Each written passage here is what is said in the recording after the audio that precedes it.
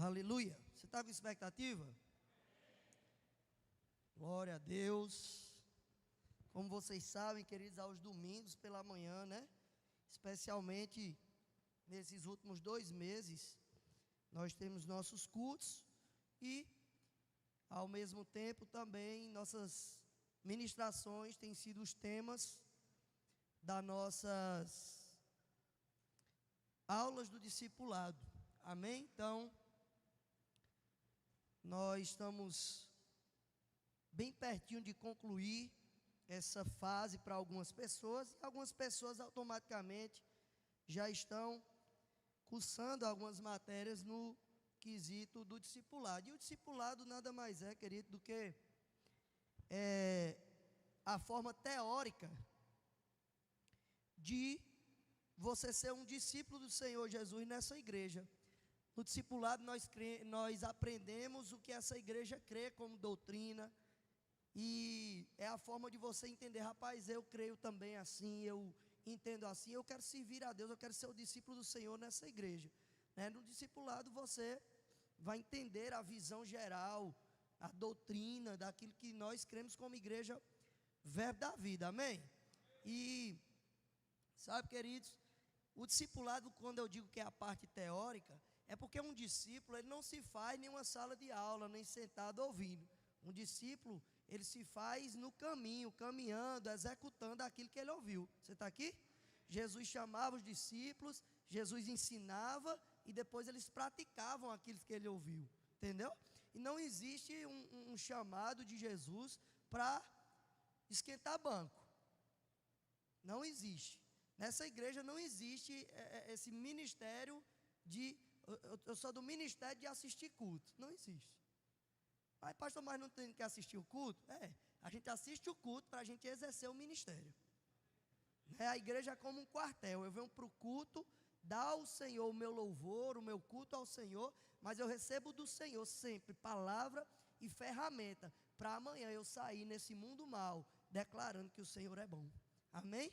Então aqui é o lugar onde nós recebemos, queridos, as ferramentas de crescimento. Se tem alguém que nos visita essa manhã, eu já agradeço a presença, você é bem-vindo nesse lugar. Como você pode notar, nós estamos em plena obra, né? Estamos com nossos cultos aqui em execução, mas a igreja está em construção, né? A parte física da igreja, vamos ainda para várias etapas, né? Essa semana foi uma semana de vários orçamentos, né? Orçamentos aqui da parte estrutural, onde vai colocar o som que nós já temos ali, está pago ali, amém? Som de qualidade, um som realmente digno do povo de Deus, porque Deus é o melhor para nós, amém, queridos? Eu creio que as maiores e melhores estruturas é para estar dentro das igrejas e dentro da sua casa. Sabia disso? Que a melhor cama não é para estar em um quarto de motel, mas é para estar na sua casa. Quem tem que deitar nas melhores camas, sentar nos melhores sofás, queridos, somos nós. Somos os filhos de Deus, amém? Eu às vezes fico escandalizado quando a pessoa se escandaliza quando uma igreja, ela é excelente, mas não se escandaliza quando o cinema, ele é climatizado, aconchegante, né? As cadeiras são confortáveis. Querido, no cinema passa ficção e mentira. Aqui nós falamos a verdade, amém? Então eu não estou dizendo que o cinema é ruim, é um entretenimento, não há pecado nenhum nisso, querido, mas isso aqui não é entretenimento, amém? A igreja não é um clube social que está prestando um serviço a você. A igreja é um lugar onde nós compartilhamos a palavra do Senhor, onde nós louvamos e adoramos ao nosso Deus, amém? Então é preciso sim ser excelente em todas as coisas. Eu me lembro uma vez, pastor Edilson, na época que a igreja lá não tinha nem púlpito, as cadeiras brancas, não tinha nada daquilo em Petrolina, e o pastor Edilson, né, como sempre, né, visionário, ele falava muito de finanças, e uma vez um homem questionou ele, porque a gente estava levantando na época uma oferta de 30 mil reais para comprar os ar-condicionados naquela época, e eu me lembro que o homem falou para ele assim: pastor, com 30 mil reais, nós poderíamos ajudar tantas pessoas, nós poderíamos dar tantas cestas básicas.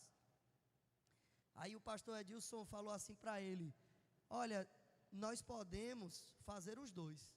Nós podemos colocar os ar-condicionados e dar as cestas básicas, Porque eu não posso levar a excelência para fora se eu não tenho excelência dentro. Eu não posso suprir os de fora se eu não tiver suprimento dentro. Você está aqui? Eu me lembro também quando ele uma vez contou que uma pessoa disse assim, ele perguntou, né, você queria ajudar os pobres? Aí a pessoa dizia, tudo que eu mais quero, pastor, é ajudar os pobres. Eu quero ser uma resposta para aqueles que não têm condição, que não têm uma feira dentro de casa. Aí o pastor Edilson perguntou, e você quer ser rico? Aí ele disse, não, rico não, pastor, porque riqueza não é uma coisa boa. Aí ele disse, então você é um mentiroso. Porque como é que um pobre vai ajudar outro? Né?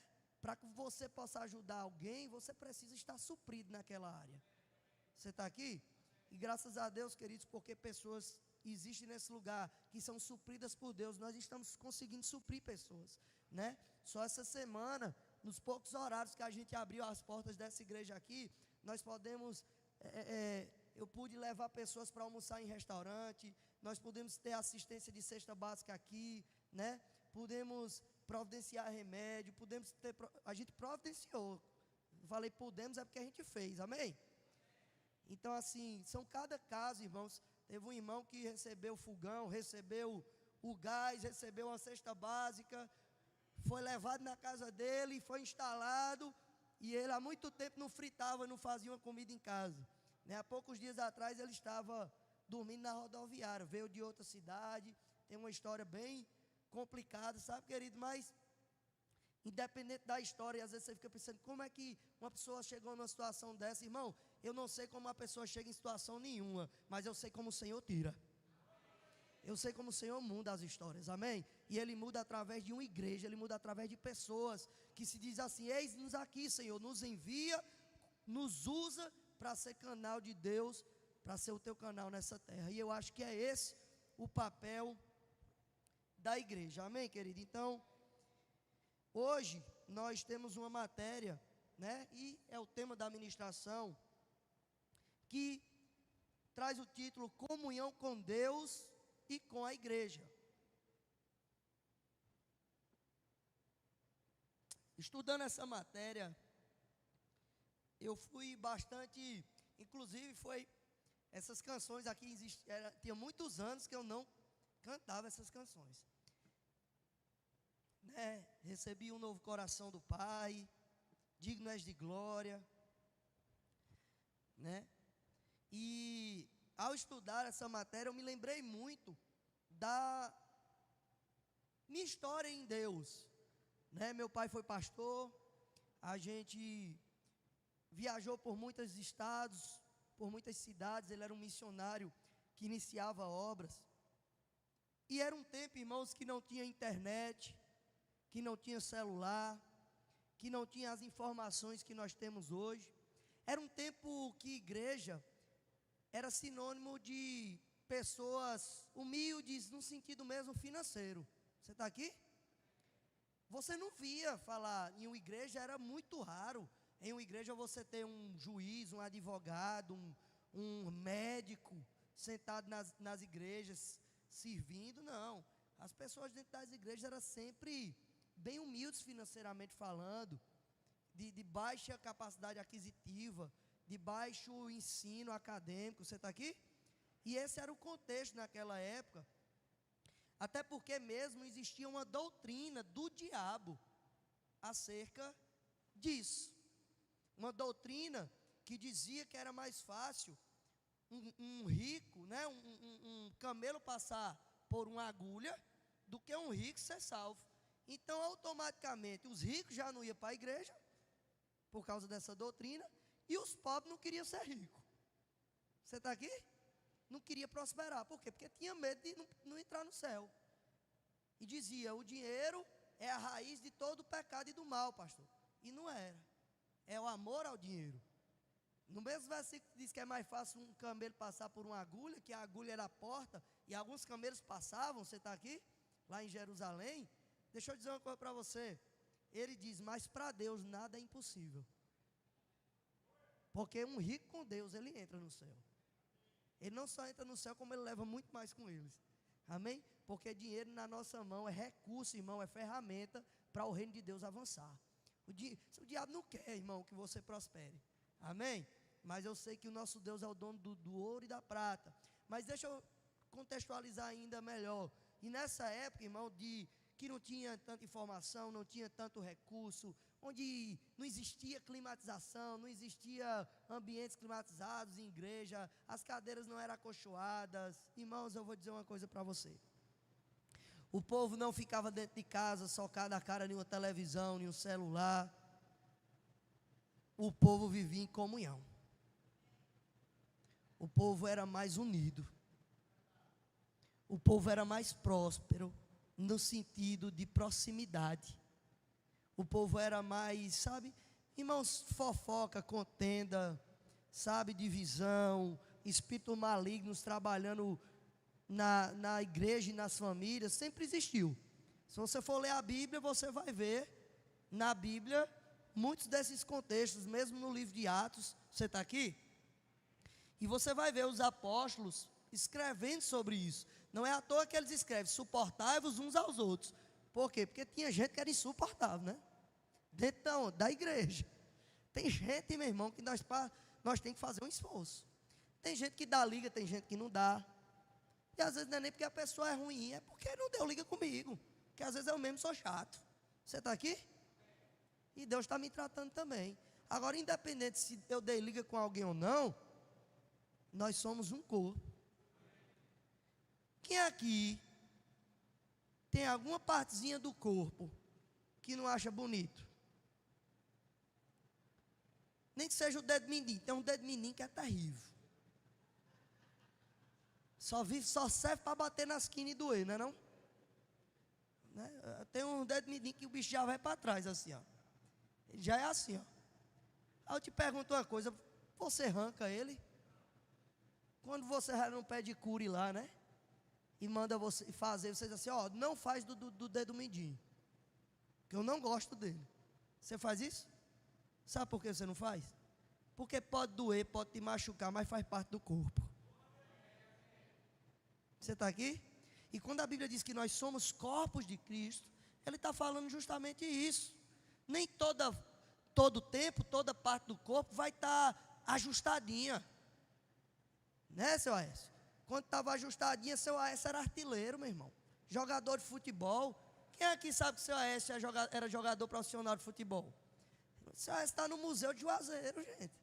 Você chega lá, tem lá, ó, fotona de seu Aécio, todo atleta. E se quiser saber mais, você vai lá na área da casa dele, tomar um café com ele, que ele fez um museu lá, não foi, dona Thaís? Eu já estou convidando os outros para a casa da senhora. A senhora abriu um GC lá porque quis, né? Aí tem um GC lá na casa dela, você vai lá ver a história de seu Aécio, dona Tairo lá. Mas deixa eu dizer, seu Aécio, hoje não está com o joelho tão ajustado, né, seu Aécio? Aí parou de jogar bola, porque de tanto jogar bola e fazer gol, ele, né, teve uma contusão e hoje ele tem um joelho não tão ajustado assim. E impede ele hoje de fazer algumas coisas, ele sente um pouco de dor.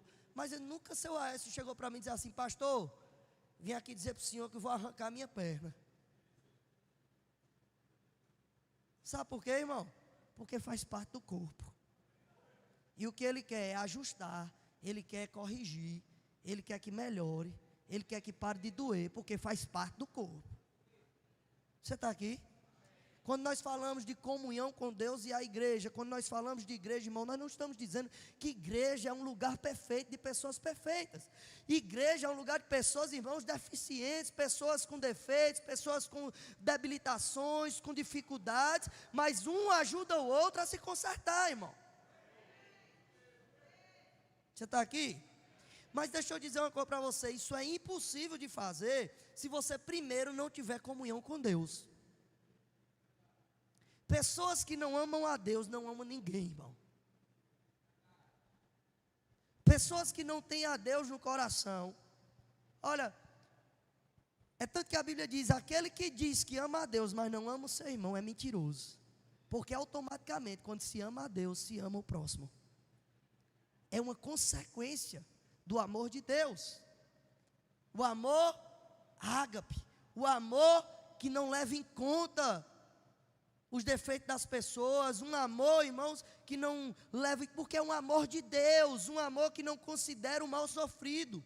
O amor é paciente, é longânimo, o amor, ele, sabe, irmão, ele é perdoador. Esse é o amor de Deus em nós. E nós precisamos entender isso. Eu quero ler com você um pouco da palavra.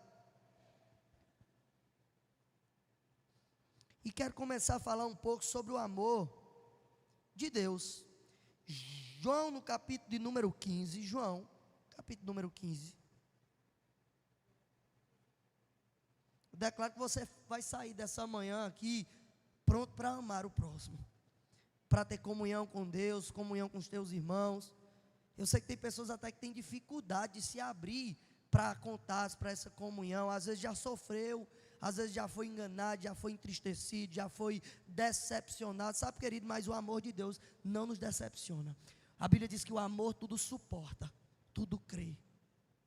Aleluia. Vamos, Lois. Olha só o que a Bíblia diz. Verso de número 4 de João 15. Permaneçam em mim, e eu permanecerei em vocês. Nenhum ramo pode dar fruto por si mesmo, se não permanecer na videira. Vocês também não podem dar fruto, se não permanecerem em mim. Eu sou a videira, vocês são os ramos. Se alguém permanecer em mim, e eu nele, esse dá muito fruto, pois sem mim, vocês não podem fazer coisa alguma. Jesus aqui, irmão, está falando de comunhão, de conexão com Ele. Você está aqui? Ele está dizendo nitidamente, Ele está dizendo, olha, se vocês estiverem em mim, conectados em mim, e eu estiver em vocês, vai ter uma consequência. Essa consequência é um resultado, esse resultado ele chama de frutos. Um fruto que traz um resultado que sem essa conexão, é impossível que a gente consiga. E ele diz, sem mim, nada podereis fazer. Em outras palavras, irmãos, nós só vamos poder ter comunhão e ser igreja e ser cristão, se nós tivermos uma comunhão com Deus. Uma conexão genuína com o Senhor. Porque essa conexão vai nos dar a capacidade de gerar frutos, de ter as condições necessárias, de ter o resultado que Ele nos quer que tenhamos. Ele diz, assim vocês também não podem dar frutos se não permanecerem em mim. Não podem, irmão. Não existe um amor verdadeiro de quem não é conectado em Deus. Todo amor, irmãos, que é conectado em Deus, ele é um amor genuíno, que não espera nada em troca. Mas o amor do mundo, ele é um amor que ele até tem características bonitas, ações bonitas, mas os interesses são próprios. Deixa eu dizer uma coisa para você. Talvez, na verdade é bem certo, que Gustavo Lima tenha ofertado na pandemia bem mais cestas básicas do que eu. Você está aqui? E as ofertas, eu me lembro que saiu notícias que até balão de oxigênio ele estava doando. Mas eu depois fui parar para olhar uma coisa. Nós aqui distribuímos cestas básicas, nós assistencializamos com máscaras. Minha fábrica, irmãos, eu montei fábrica dentro do presídio para fazer EPIs. Fiz tantas coisas. Mas deixa eu dizer uma coisa para você. Todas as pessoas que foram alcançadas e abençoadas com as ações que nós fizemos naquele tempo e fazemos hoje ainda, elas esquecem de mim, mas elas não esquecem do Senhor. Você está aqui? Porque aquela expressão de amor, quando ela recebe, ela diz glória a Deus. Mas de Gustavo Lima ela diz, agora é meu ídolo. Obrigado, Gustavo Lima. Você está aqui? Irmão, uma cesta básica dada por um filho de Deus, ela leva a glórias ao Senhor. São duas expressões iguais, dois atos iguais, mas a questão é, o amor genuíno não traz o interesse para si próprio. Ele não está buscando vaidade, ele não está buscando autopromoção, ele está buscando a glória de Deus. Ele quer que as pessoas entendam, o Senhor é quem te supre, é Ele que cuida de você. Pastor, hoje às vezes a gente vê a ONG da própria igreja divulgando as ações que ela faz. Isso não é trazer a glória para a ONG, não, irmão. Isso é prestar conta com a sociedade que está tão desconfiada, certo? De doar para instituições que não destina para os caminhos certos. E nós aprendemos a ser transparentes, assim como a Bíblia é. Você está aqui? E a gente entende que dessa forma alcançamos mais pessoas. Mas, em outras palavras, a Bíblia está nitidamente nos ensinando que para a gente dar fruto, nós precisamos, irmãos, estar conectados no Senhor. Amém? Então, você imagina um celular, irmãos? Quem tem aqui um aparelho celular? Um aplicativo? Irmãos, se esse celular você não conectar todos os dias na tomada, ele serve de quê? É mais ou menos isso que a palavra está dizendo. Ele está dizendo, ó, a capacidade está toda em você, mas se não estiver conectado em mim, nada podereis fazer. Serve de nada. Você tem os aplicativos de Deus, você tem a capacidade, você tem tudo, mas Ele é a força que você precisa para executar aquilo que Ele já te deu, para fazer aquilo que você nasceu para fazer. Quem vive desconectado, irmão, consegue até manter a aparência por algum tempo, mas logo descarrega. Uma pessoa que ela começa, sabe, que ela se empolga, e depois você vê ela, é uma pessoa que ela recorre à conexão só nas precisões. Mas quem vive conectado, irmão, nunca descarrega. Você está aqui? Viva conectado. Em João 17, 20 e 23, a Bíblia diz: minha oração não é apenas por eles, rogo também por aqueles que crerão em mim, por meio da mensagem deles, para que todos sejam um. Pai, como tu estás em mim e eu em ti, que eles também estejam em nós, para que o mundo creia que tu me enviastes. Eu lhes dei a glória que me deste, para que eles sejam um, assim como nós somos um.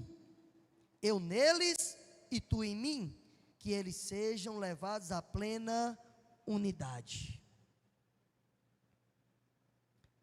Para que o mundo saiba que tu me enviastes e amastes assim como amastes a mim. Olha só o que Jesus está dizendo.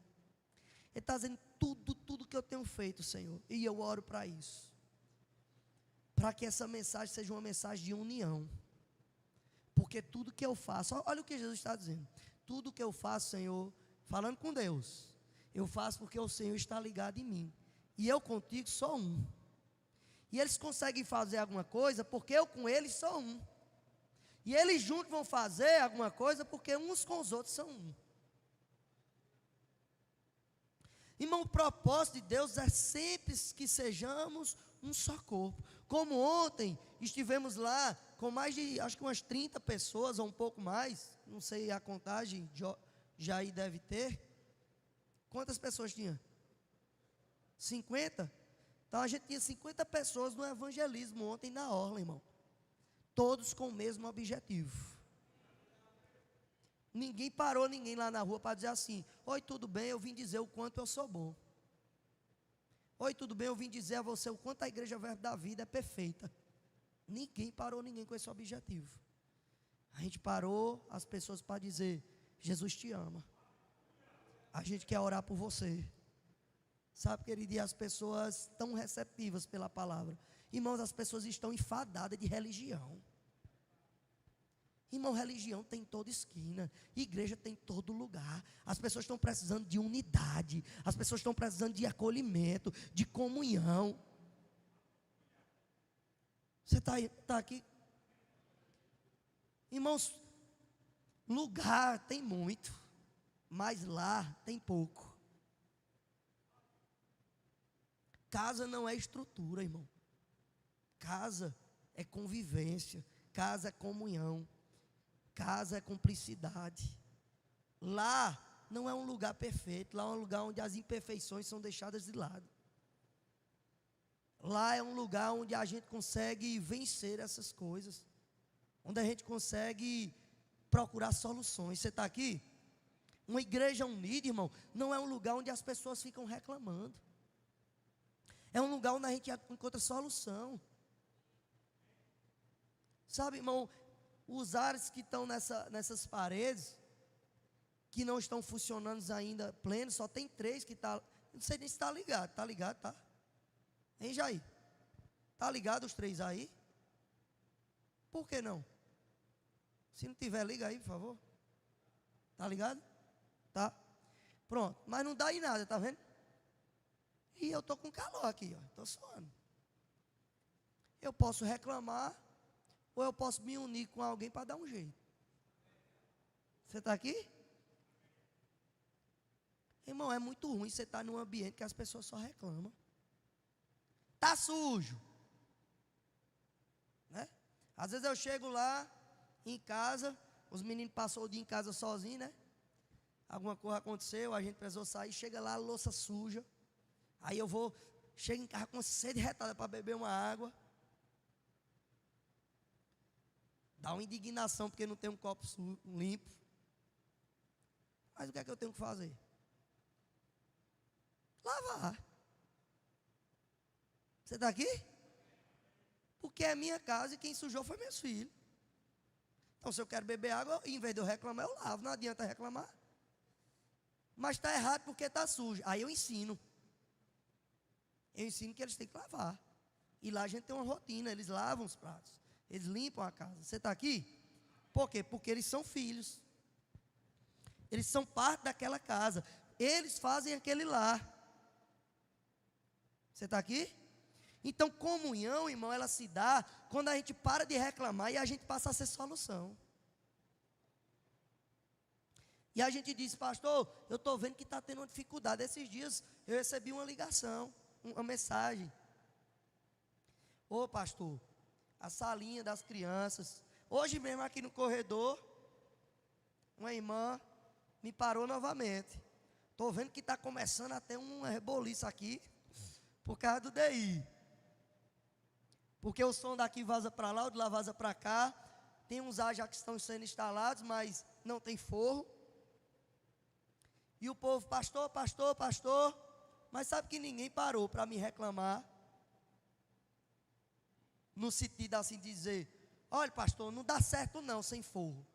Todo mundo que me parou foi assim, pastor, está ruim demais sem forro. Vamos ver como nós resolvemos isso aí, eu quero ajudar, ó. Recebi por mensagem, recebi hoje aqui no corredor, pessoas me parando, você está aqui? Dizendo, pastor, vamos resolver? E meu irmão, não está forrado, não é porque as pessoas não estão dizendo assim, pastor, vamos entrar com recurso para forrar. É porque nós estamos estudando a melhor forma. Porque não pode ser de gesso. Você está aqui? Ou é drywall, ou é PVC. Por quê? Porque como é zinco, se amarrar na ferragem aqui, por conta da dilatação, o forro vai trincar. Então nós estamos estudando. Você está aqui? Tem pessoas engajadas em orçamentos. O som não está pronto aqui, não é porque não tem como botar não. É porque nós estamos estudando uma forma segura. Uma empresa, estamos pegando orçamento para também ficar viável. Você está aqui, gente? Mas igreja é um lugar onde a gente diz assim, vamos solucionar. Vamos fazer. Dona Thaís, estou precisando de um botijão de gás. Espera aí, pastor. 20 minutos, irmão, estava pago o botijão de gás. Por uma pessoa? Não, pelo esforço de várias. Pela generosidade de várias, pela união. Irmão, várias pessoas se juntaram e conseguiram botijão, fogão. O outro foi, pegou um carro, Foi só esse que foi com o Jair?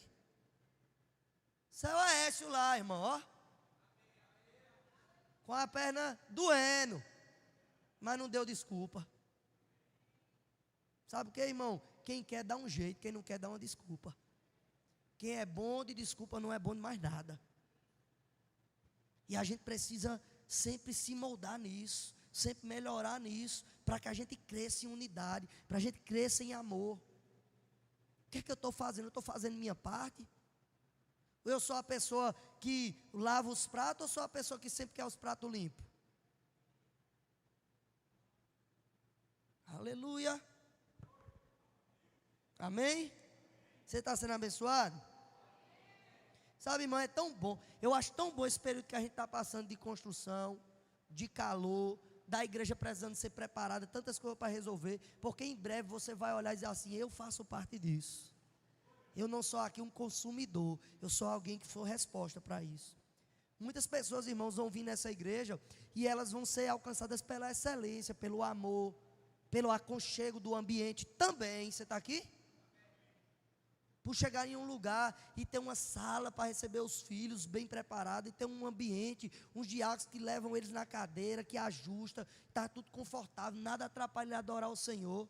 Vão ficar inicialmente por causa disso, por causa do teu amor, da tua fidelidade nesse tempo, que vai promover essas coisas.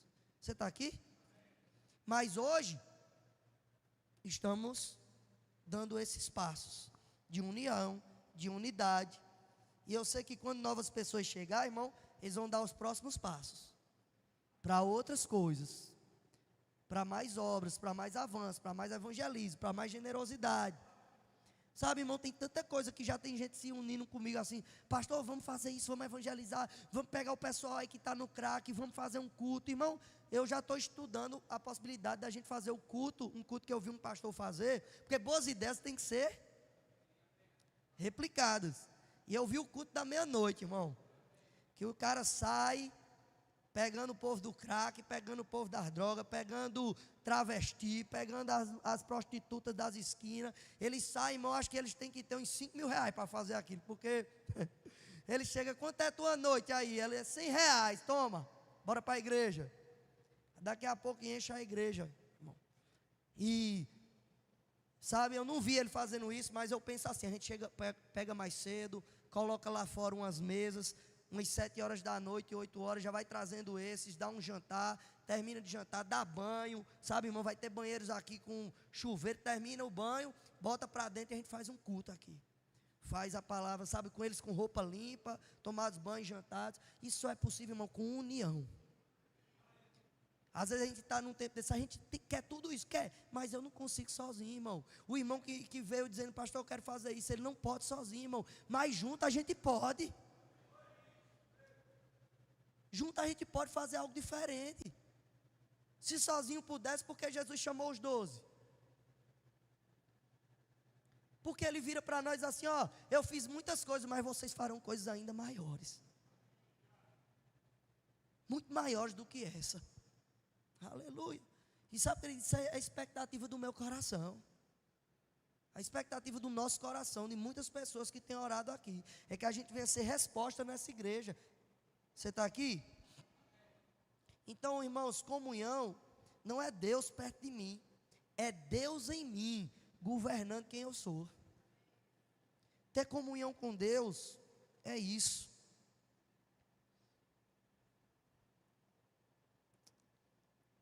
A Bíblia vai falar em 1 Tessalonicenses 5:23, que todo espírito, alma e corpo da gente precisa estar ajustado, né? Precisa estar bem.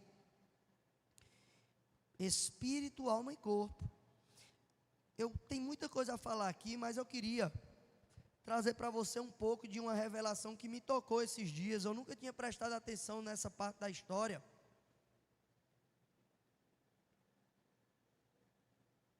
Que está em João, no capítulo de número 11, verso de número 3. Eu quero tocar um pouco nessa história para você entender a importância que Deus dá em você ter uma comunhão profunda com Ele.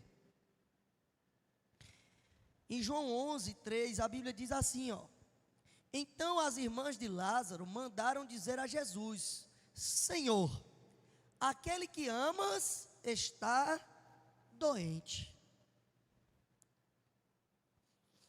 A Bíblia vai nos trazer a amizade profunda que Jesus tinha com esse homem chamado Lázaro, não é verdade? Mas você já percebeu que Lázaro, ele não escreveu nenhum evangelho? Você percebeu que Lázaro não está nas viagens missionárias com Jesus? Já percebeu isso?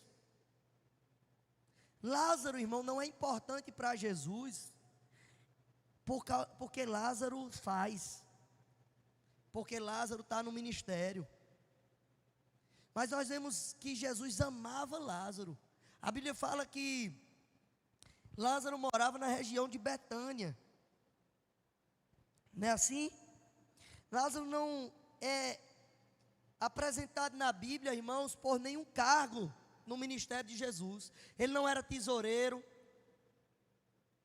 Ele não era discípulo no sentido de estar com ele, com os 12. Sabe, não é apresentado por função ministerial, não é apresentado por título, ele é apresentado por vínculo de intimidade. Por amizade, por comunhão.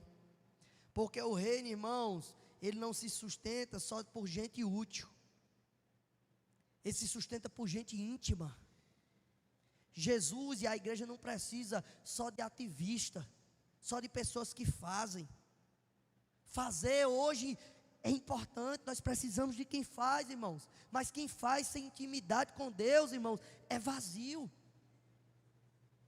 Você está aqui? É como construir um castelo de areia. Está mais ligado na estética que vai aparecer do que a estrutura que segura aquilo. Mas quando nós temos intimidade, irmão, nós não fazemos só para aquela coisa existir, nós fazemos para permanecer. Mesmo quando nada está sendo feito. Você está aqui? A coisa que eu mais me alegra é quando hoje eu assisti nos vídeos, eu vendo a obra de Sobradinho avançando em todas as áreas, jovens sendo alcançados. Eu tenho uns vídeos lá, se você acompanhar, eles estão em reforma. As salas que eu mesmo levantei lá com outro irmão. Eu levantei umas salas lá de gesso. Eles derrubando umas paredes que eu levantei para ampliar, para torná-las maior.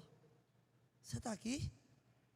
Por quê? Porque eu penso, o que eu fiz não é algo que foi desmanchado para se acabar, é algo que às vezes é derrubado para crescer. Aleluia. Você está aqui? Então a gente com intimidade, quando a gente faz a coisa por amor ao Senhor, irmão, por estar unido, por ter uma aliança com Ele, a coisa é duradoura. A Bíblia fala em João 11:5, Jesus amava Marta, a irmã de Lázaro e Lázaro.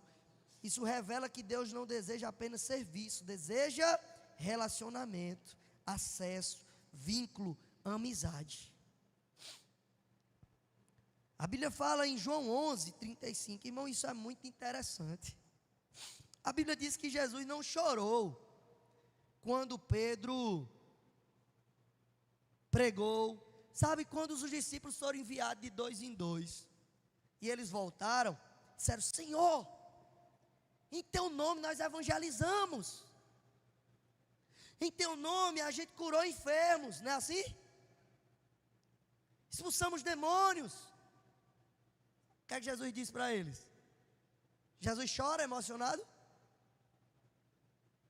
Ele diz: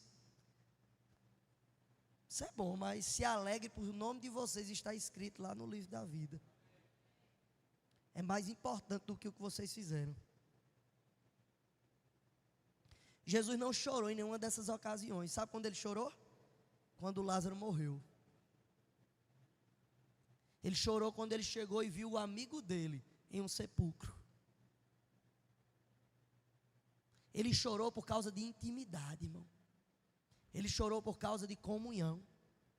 Ele chorou por causa de mesa. Sabe por quê, irmão? Porque se essa igreja não aprender que as pessoas são mais importantes do que as coisas não valem de nada.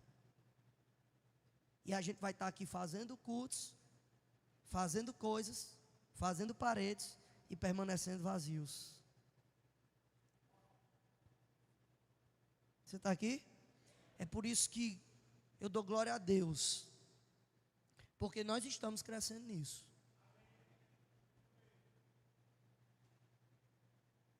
Em vez de a gente cobrar, porque a gente cobra excelência, a gente cobra pontualidade. Mas se o irmão faltou tanto, se o irmão está tão sumido, por que não vai tentar entender o que é que está acontecendo? Às vezes o irmão está sumido, irmão, por negligência dele mesmo, por falta de administração de tempo, administração de finanças. E ele está precisando de uma correção mesmo. E quem ama, corrige. Mas às vezes ele está precisando de uma ajuda mesmo. Você está aqui? Mas se você só vai saber com comunhão. Só vai saber se você se importar. Se você amar o próximo como a ti mesmo. Amém?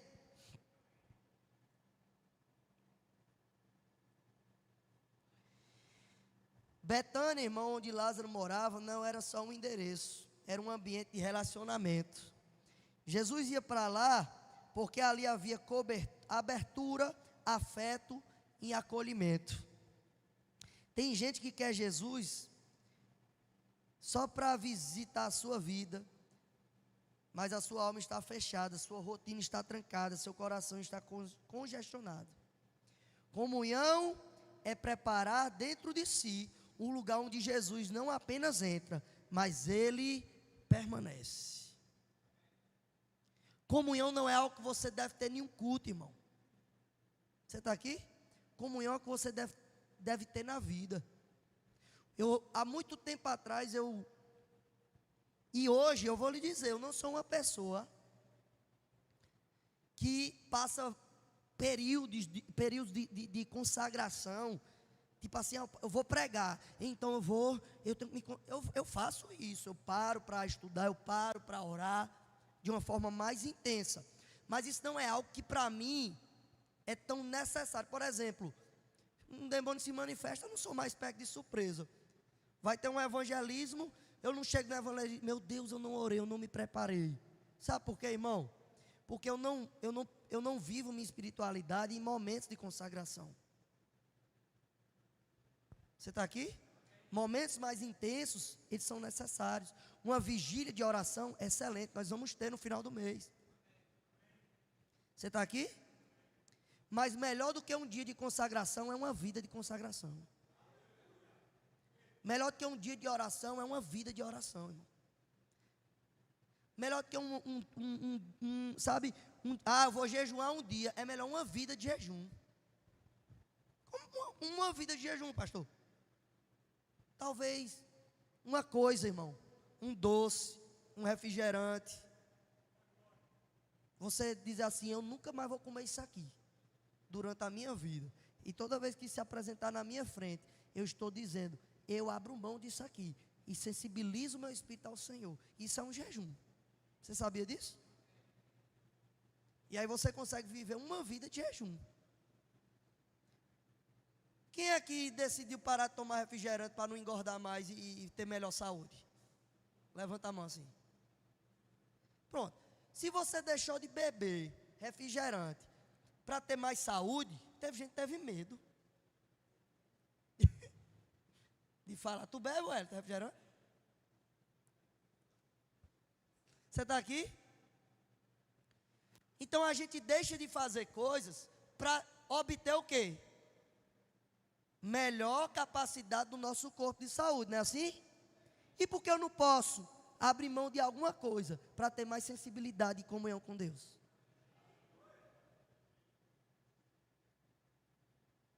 Se o médico falar para você, se você comer carne com gordura, você vai morrer, você deixa de comer. Mas Deus diz assim, abre mão de algo para teu espírito ficar mais sensível a mim, e você conseguir compreender mais sensibilidade espiritual. Aí você, para quê? Melhor do que um dia, irmão, de consagração, é uma vida de consagração. Melhor do que um dia de intimidade, é uma vida de intimidade. Quem é que faz parte de um grupo de conexão? Conexão, grupo de conexão, irmão, ele não existe para que você se reúna e você esteja unido em uma casa 2 vezes por mês, não. 2 vezes por mês é um encontro do grupo. Mas a conexão deve ser permanente. A conexão deve ser o mês todo. Os membros de um GC, eles devem estar conectados, se importando com o outro. Se algum falta, tem que ligar, tem que visitar. A conexão é o mês todo. É todo dia. Você está aqui? É por isso que a gente preza para o grupo não ser tão grande, para não vir a desculpa que não dá de conta. Mas as grupos com 8, com 10, com 15 pessoas, irmão, se tu não dá de conta de ligar para 15 pessoas, irmão, teu ministério não é com pessoas, deve ser com coisas. Você está aqui? É engraçado que algumas dessas pessoas que são líderes de GC dizem que tem chamado pastoral. Meu irmão, tu não cuida de 15 pessoas, de saber como a pessoa está. E eu não estou falando nem só de líder, não, é membro de GC. Se você é membro de um GC, irmão, deve começar por você. A promover essa proximidade, essa união. Você está aqui? Você está sendo abençoado? Nós estamos aprendendo, amém? Então eu vejo muito isso, sabe, queridos? Eu vejo que Jesus, que Deus, Ele gosta de proximidade e união. Hoje existe uma mentalidade perigosa. As pessoas dizem assim: eu tenho Deus, não preciso de igreja. Igreja sou eu. Eu sirvo Cristo do meu jeito. São frases que eu escuto. Minha comunhão é com Deus, pastor.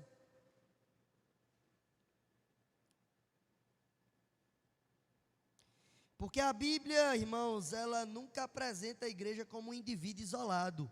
A Bíblia apresenta a igreja como corpo, como edifício, ajuntamento, nação. Aliás, a palavra igreja que Jesus usou, quando falou para Pedro, né, ele fala ali em Mateus, no capítulo 16, verso 18, ele diz: Pedro, você é Pedro, e sobre esta rocha eu edificarei a minha igreja.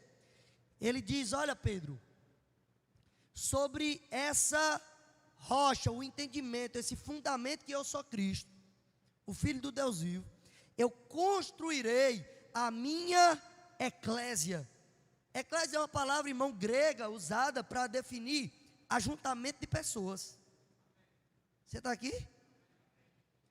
Ele diz: onde estiver 2 ou mais reunidos em meu nome, eu me farei presente.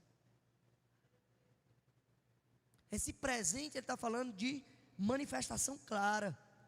Coisas que só existem quando tem 2 ou mais reunidos. Eclésia, irmão, igreja, é impossível você ser igreja sozinho. Do mesmo jeito que é impossível você casar com você mesmo. Tu é casado? Sou, com eu mesmo. Eu tenho uma aliança comigo mesmo, não existe.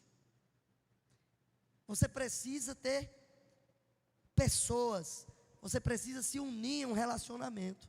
Igreja, ser igreja, é se relacionar com pessoas. É se ajuntar com pessoas com um fim único: buscar a Cristo e a sua vontade. Amém? Mateus 18, 20 diz isso: pois onde se reúne 2 ou 3 em meu nome, ali eu estarei no meio deles. O próprio Jesus diz isso. Ele não diz: Jesus, onde estiver um sozinho dizendo que é a igreja, eu estarei ali. Não é dizer que é casado que faz você casado, não, filho. Para ser casado tem que ter uma pessoa que disse sim para você, você disse sim para ela, e vocês têm uma união. Tem gente que tem a aliança no dedo, mas não é casado. Porque onde não há unidade, não há casamento. É forte, igreja. É preciso desenvolver união. Amém? 1 Coríntios 12, 12 diz: ora,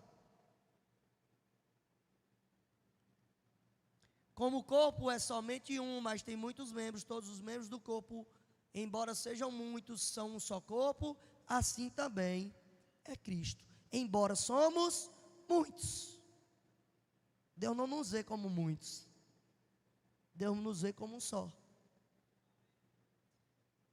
Assim, quando você se olha no espelho, você não vê várias coisas, você vê um só, embora você, no seu corpo, tenha vários membros. Você está aqui? Eu acho interessante demais, né?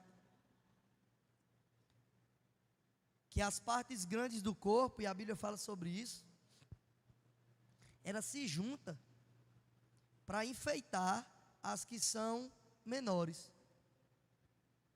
Como assim, pastor? Já viu que não se bota, geralmente pelo menos não, depois foi que inventaram, né? Misericórdia.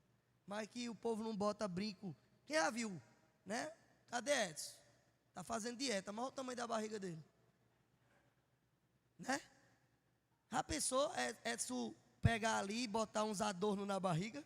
Assim, ó, ele pegar assim, botar um brilho, né? Na barriga. Por que ele não quer enfeitar a barriga? Porque a barriga já é grande. Não precisa de enfeite. Por si só ela já aparece. Você está aqui? Mas o que é pequeno e insignificante? A orelha, a unha. E o que é que a mulher vai e desce? O que é pequeno. Sabe o que é que isso está ensinando para a gente? A Bíblia fala sobre isso. Está dizendo assim, você se acha grande? Você se acha grande em Deus?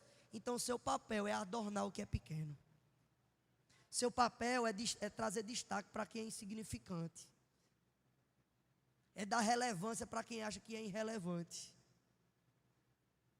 Alguém pode dizer, para que serve a unha? Para que serve o dedo mindinho do pé? E tem pessoas lá, ó, empiriquitando o dedo mindinho do pé. Você está aqui? Já estou encerrando para você ficar mais feliz. Amém? Colossenses 3,13, a Bíblia diz: suportem-se uns aos outros e perdoem as queixas que tiverem um dos outros. Irmão, tem gente, sabe por que nós temos que estar sempre perdoando? Porque ele diz assim, ó, perdoem as queixas uns dos outros.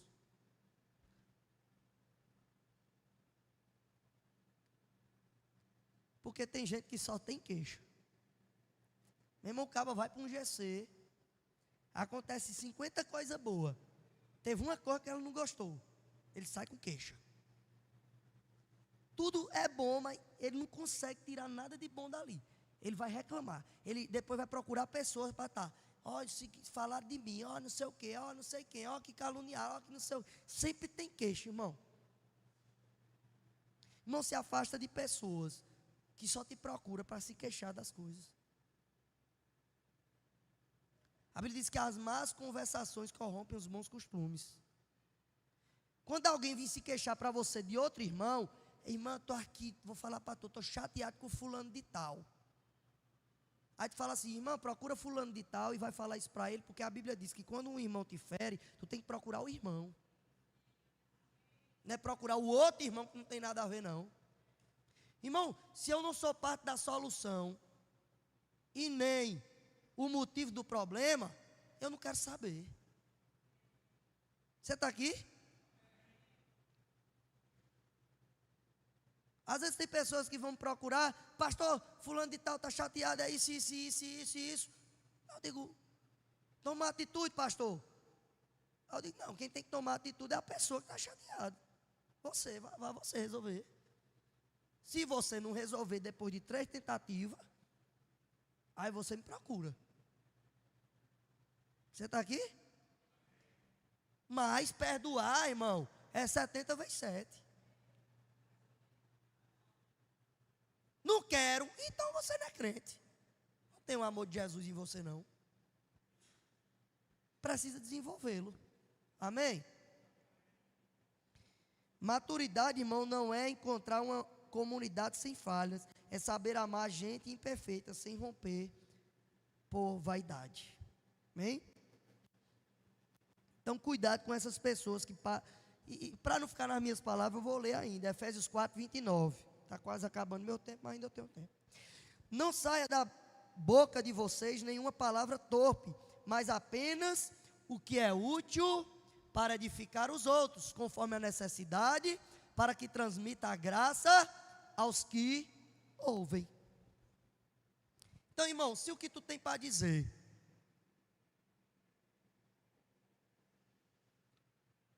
ou se o que alguém tem para te dizer só serve para falar mal dos outros e para se queixar de coisa, irmão, não fale. E se você vê que a pessoa está vindo só para falar, não escute. Uma coisa é alguém chegar para você assim: pastor, como chegam para mim, como chegaram para mim ontem, pastor, a situação é essa, o que é que eu devo fazer? A pessoa está pedindo um conselho, você está aqui? Às vezes ela está precisando só ser lembrada do que a palavra diz e instrui o que ela deve fazer para resolver aquele conflito. E isso não é problema nenhum. O problema é quando a pessoa te procura para só defamar e denegrir alguém. Você está aqui? Aí você fala: irmão, ó, me perdoe, mas eu não quero te ouvir não. Daqui a pouco a gente está tomando a dor dos outros.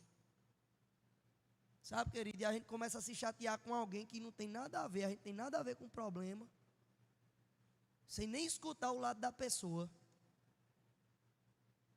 Então, assim, isso é muito perigoso e danoso. E a Bíblia condena muito isso, irmão. A Bíblia é muito enfática sobre isso, né? Em Efésios 4, 31, 32, a Bíblia diz: livre-se de toda amargura, indignação e ira, seja bondoso e compassivo uns para com os outros. Em Romanos 14, 19 diz: por isso esforce-nos em promover tudo quanto conduz à paz, à edificação mútua. Tem gente que, irmão, toda vez que chega em um ambiente, cria tensão, disputa, atrito e sabe, aquele milindre. Já percebeu? Está lá o GC todo feliz. Glória a Deus, quer ser abençoado. A pessoa chega, parece que todo mundo fica tenso.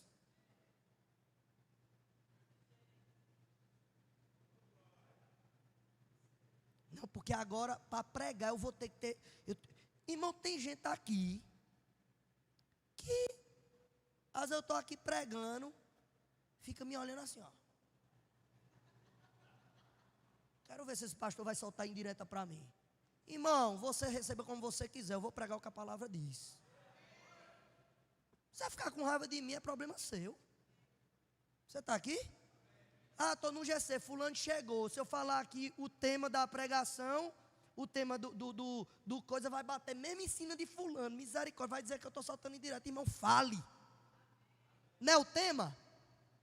Ah, o tema é mentira. Aí tem uma mentirosa lá no GC. Aí eu vou deixar de falar que mentira é pecado porque tem uma mentirosa. Não vou não, irmão. Mentira é mentira. A mentirosa que se conserte. O caluniador que se conserte. O avarento que se conserte. Você está aqui? A gente está no tema traga de volta o ouro. Que está falando o quê? O relativismo que tem hoje dentro do cristianismo. Porque cada um interpreta do seu jeito, porque a mensagem é do meu jeito, porque eu penso assim, porque eu vou a Deus por isso. Irmão, todo mundo tem que ir a Deus para ser salvo, porque sem Deus nós vamos para o inferno. Você está aqui? Aí a pessoa posta lá: não, porque assim, minha forma de passar a mensagem, não tem minha forma de passar a mensagem, irmão. Deus usa a nossa forma, mas a mensagem é única. É salvação e arrependimento. É o pecador ser levado ao arrependimento. Não quer, então tchau, vai para o inferno. Fazer o quê? Pastor, isso é muito duro. É não, ele diz: bata a poeira dos teus pés e segue. Porque enquanto um está fazendo de nada a verdade, irmão, tem outros precisando. Aí a gente deixa de falar a verdade para quem não quer ouvir, e os que querem ouvir não escuta. Tem uns 50 querendo ouvir a verdade, um achando ruim. Irmão, me perdoe esse que está achando ruim. Que a verdade lhe constrange e lhe transforme, mas ela não vai deixar de ser dita nesse altar. Você está aqui? É preciso, irmão, ser inegociável com a verdade. Nós precisamos ser realmente, nesse sentido, duros. Porque Jesus não foi mole não, irmão. Se o mestre virou e disse assim, gente, é o seguinte, se vocês não seguirem assim, vocês não podem ser meu discípulo. A Bíblia diz que muitos naquele dia em diante deixaram de seguir Jesus. Eles mesmo disseram, duras são essas palavras, quem pode suportá-las? É assim ou não está escrito? Quem disse as palavras difíceis de suportar? Jesus. Se Jesus, irmão, diz palavra difícil de suportar, e ele era manso e humilde, quanto mais eu que não tenho toda essa mansidão. Que Jesus é Jesus. Eu ainda sou bom porque ele está em mim. Você está aqui? E foi duro as palavras dele, irmão. Então, muitas vezes, irmão, o amor, ele é duro. Eu já fui duro com meus filhos. Mas por quê? Porque eu não amo? Pelo contrário. Porque eu amo. Você está aqui? Aleluia. Eu já ia mandar o louvor subir, mas o louvor já é o mesmo.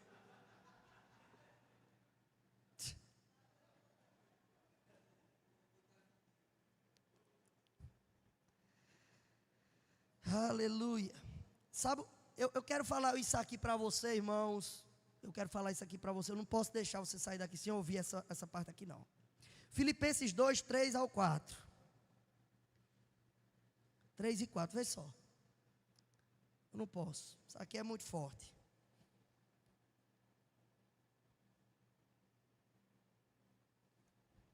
Nada façam por ambição, egoísmo ou por vaidade, mas humildemente considerem os outros superiores a vocês mesmos, cuidando cada um não somente dos próprios interesses, mas também dos interesses dos outros.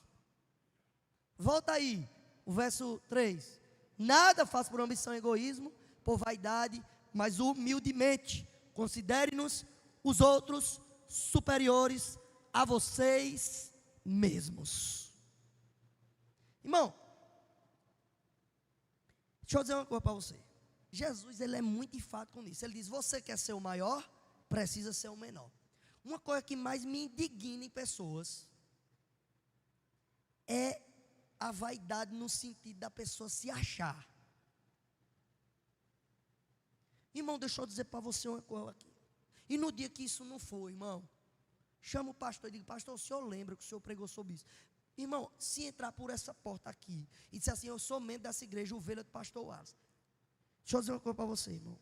Não tem juiz, médico, doutor, delegado. Entrou por essas portas, irmão, é ovelha.